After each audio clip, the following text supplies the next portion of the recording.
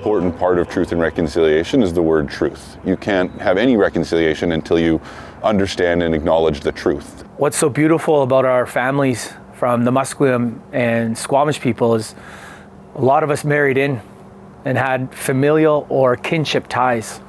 And that was a key cultural component of the three nations working collaboratively, but also allowing us to have shared territories.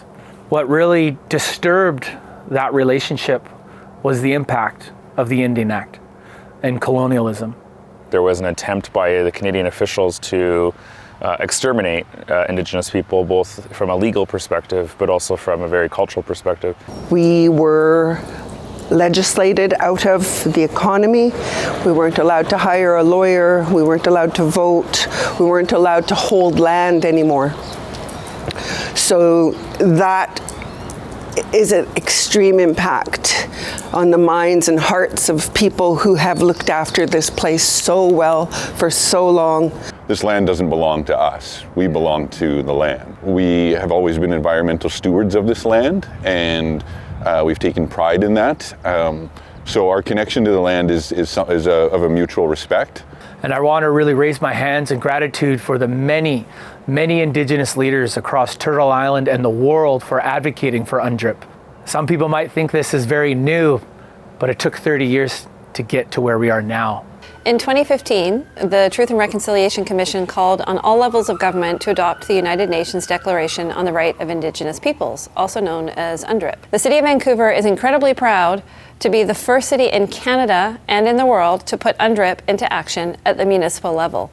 And we've done this in close partnership with Musqueam Indian Band, Squamish Nation, and Tsleil-Waututh Nation.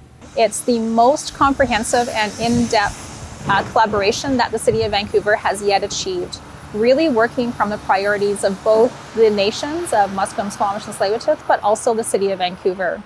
You know, we've worked closely with them to incorporate their legal traditions and their ceremonies into the way we do our business here at the City of Vancouver. When my parents were kind of in the seat that I'm in now as a councillor, they were having to bang on doors and demand to be at tables where now those tables don't go forward without us being invited to them. And I think that's step number one. What does UNDRIP mean to me? It means that we need to move forward in a good way. What does that mean? It means we need to be respectful. We need to be respectful to each other. And we need to be sayamlewan, we need to be brave, because there are still people in this world that might not agree to the terms of UNDRIP, United Nations Declaration of Rights of Indigenous People. Some of the highlights of the work that we have done so far during the implementation phase is the focus for City of Vancouver staff on building and strengthening our relationships. As you can imagine, the trust between the city and the nations hasn't always been great, but over the years, the relationships have strengthened, and we are working to create sustainable foundations for long-term progress. The impact it'll have on future generations, not only of Musqueam, Squamish, and Tsleil-Waututh, but the citizens of Vancouver. Nobody is going anywhere. We're not going to uproot our home, our stories, and our songs and our language. And we know City of Vancouver citizens aren't going anywhere.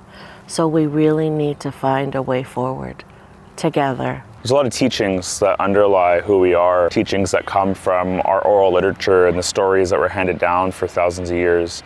You know, it's captured in the rock paintings that were painted by our ancestors sometimes thousands of years ago to capture certain ideas and concepts about how to be a good person in this world and how to take care of each other, how to be a good community member.